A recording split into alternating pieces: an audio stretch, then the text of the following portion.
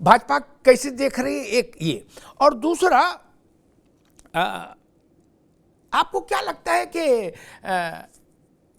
मायावती ने जब आकाश आनंद को घोषित किया अपना उत्तराधिकारी, तो उसी वक्तव्य में उन्होंने ये भी कहा कि हम गठबंधन कर सकते हैं, लेकिन हम पहले उन्होंने कहा था हम गठबंधन नहीं करेंगे।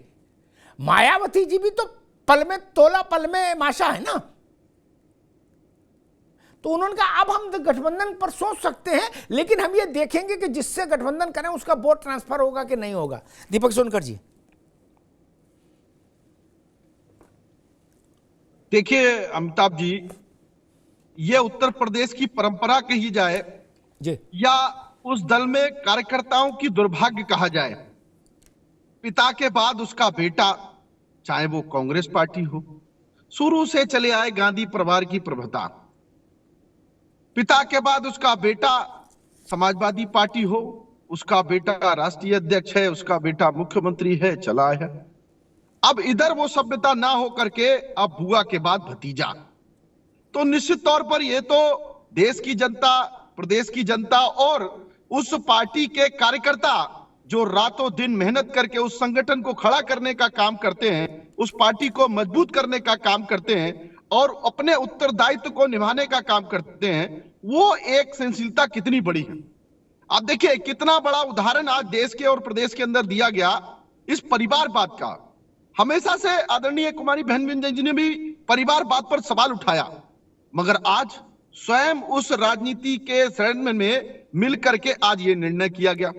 बहुत अच्छी बात है, किसी ना किसी संगठन को चलाने के लिए कोई ना कोई जिम्मेदार व्यक्ति होता है, मगर वो कार्यकर्ता क्यों नहीं हो सकता, वो ऐसा व्यक्ति क्यों नहीं हो सकता जो क्षमता की नेतृत्व को बढ़ करके, जिसने जमीन से उठ करके उस संगठन को आगे पहुंचाने का काम किया है। ऐसे उदाहरण तो देने का काम केवल भारतीय जनता पार्टी ने किया।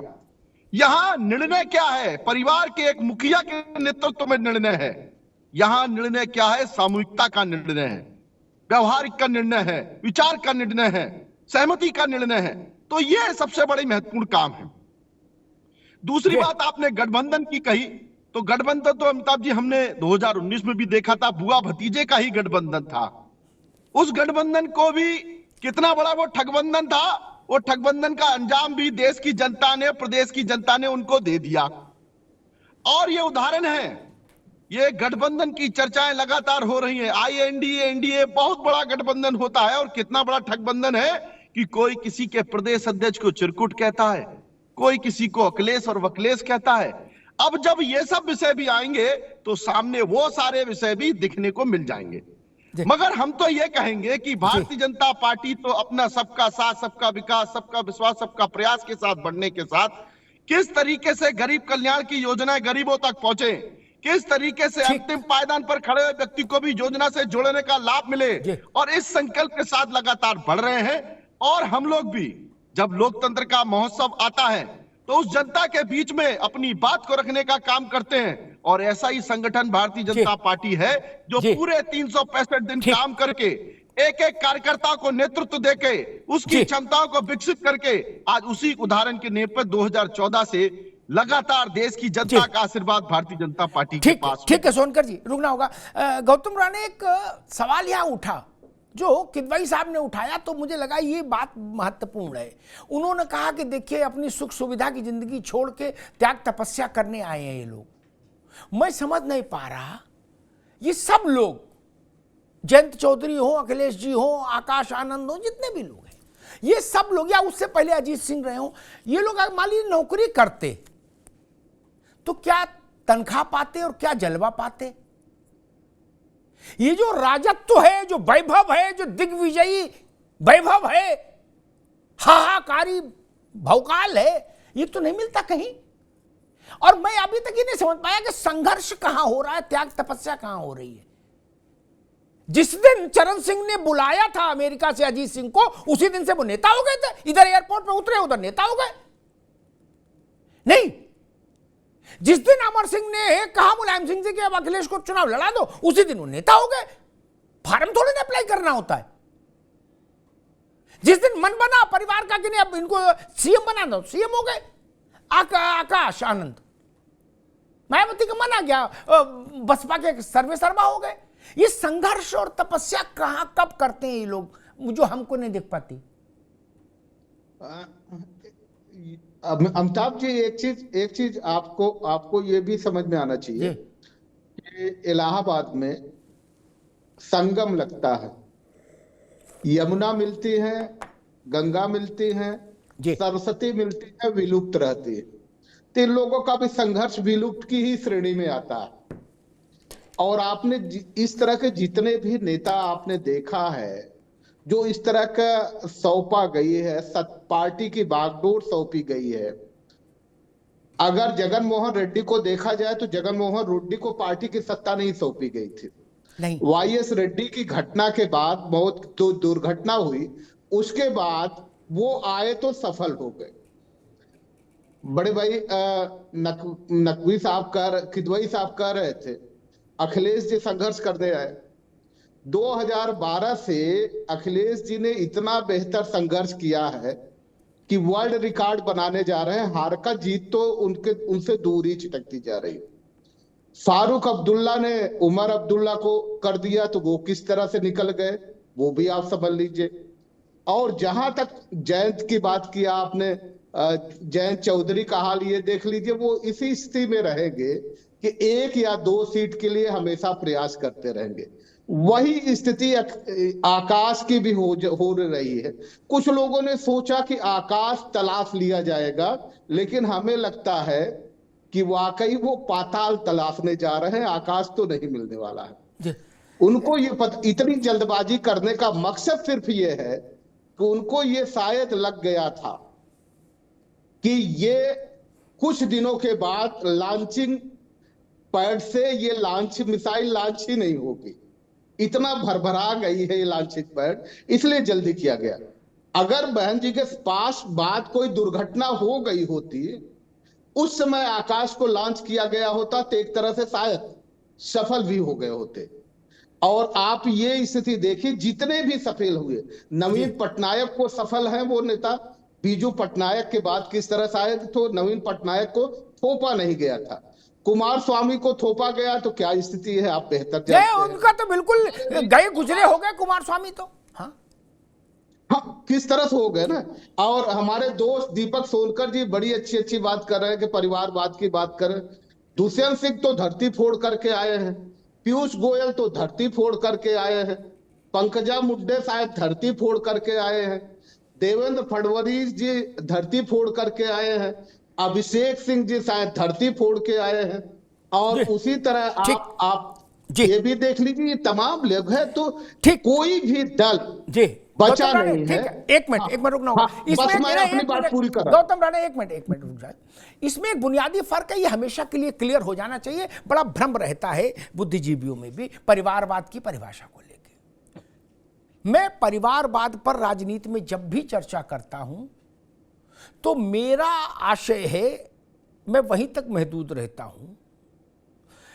547 एमपी लड़ने हैं, ठीक है, कुछ के बेटे भी लड़ा, कोई दिक्कत नहीं, बिटिया लड़ा, कोई दिक्कत नहीं, जनता में जाए लड़के आए, ठीक है। लेकिन ये नहीं होना चाहिए कि बाप चीफ मिनिस्टर है तो बेटा चीफ मिनिस्टर ही बनेगा। ये जिला पंचायत में क्यों जाएगा ना, विधायक बनेगा क्या केवल, नहीं भगाओ, क्या ये नहीं होना चाहिए।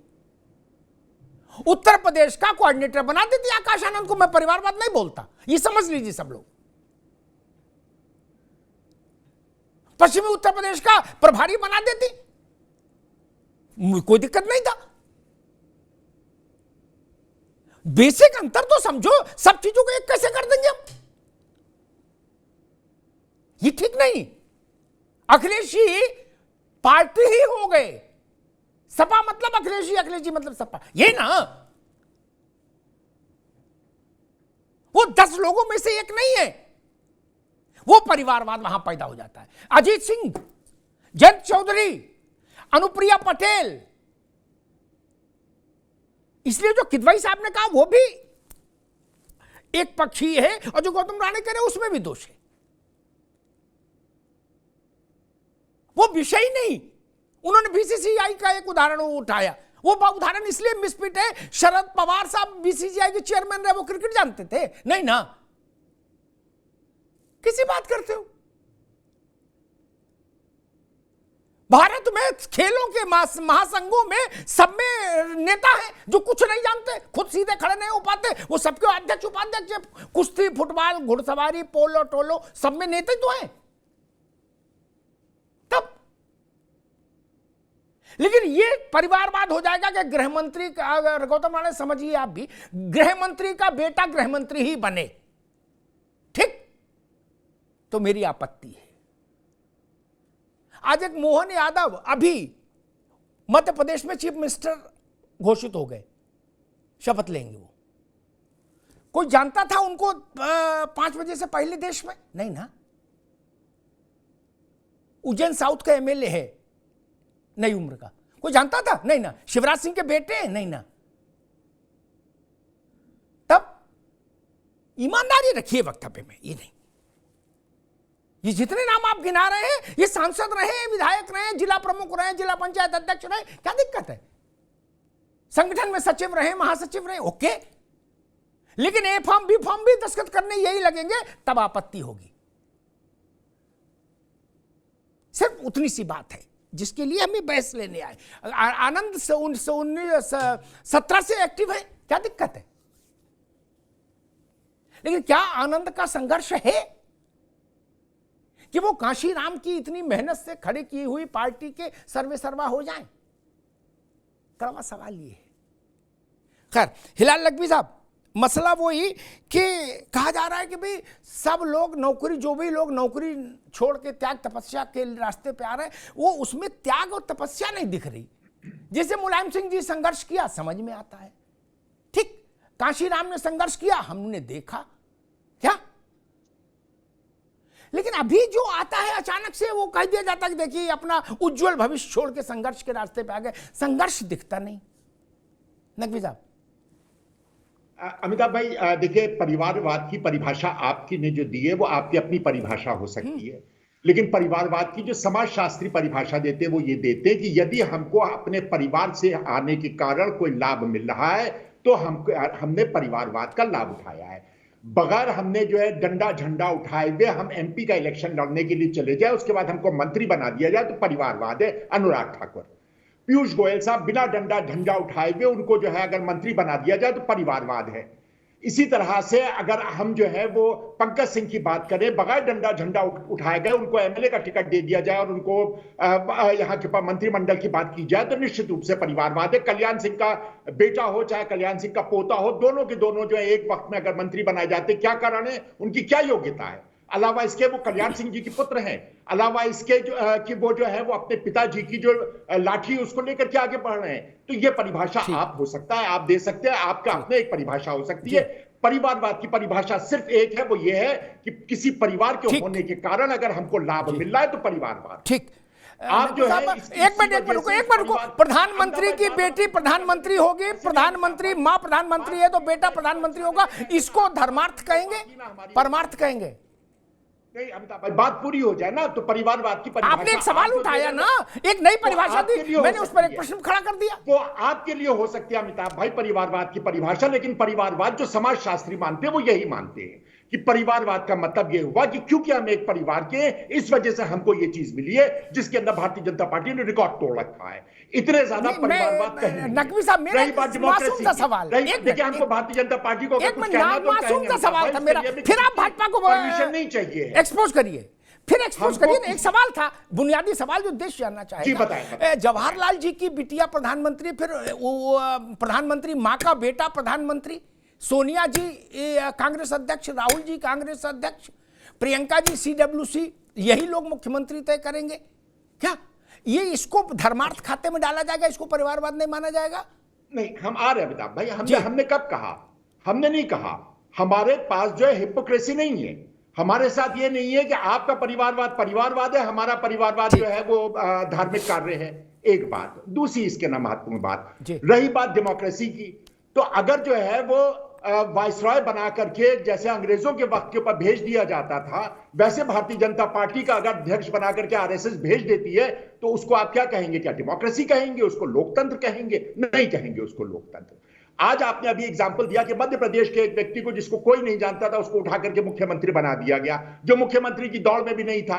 शिवराज सिंह चौहान जिन्होंने इतनी मेहनत की, सुबह शाम एक कर दिया, अच्छा, अब आपकी सिंपैथी शिवराज जी के साथ है? बताने की जरूरत नहीं। इसको क्या कहेंगे? इसको आप क्या कहेंगे? ठीक, मैं समझ रहा हूं। कांग्रेस, ये राजनीति बड़ी विचित्र है। कांग्रेस, ठीक है, अब रुकना होगा नकवी साहब, अब रुकना होगा। कितनी विचित्र है। अभी चुनाव में सबसे ज्यादा आक्रमण शिवराज सिंह पर कर रही थी कांग्रेस, अब शिवराज सिंह की महानता के पीछे खड़ी है, कह रही बताइए शिवराज जी जैसे महान आदमी के साथ ऐसा कर दिया, राम राम। ये तो कुछ तो टिको, अभी तो 4 दिन हुए भैया। ठीक है, रुक जाओ भैया, नकवी साहब अभी रुक जाइए। भैया किदवई साहब, अखिलेश जी ने कहा कि अब हम उम्मीद करते हैं कि बसपा भाजपा से डरना छोड़ देगी, ठीक, नई लीडरशिप में।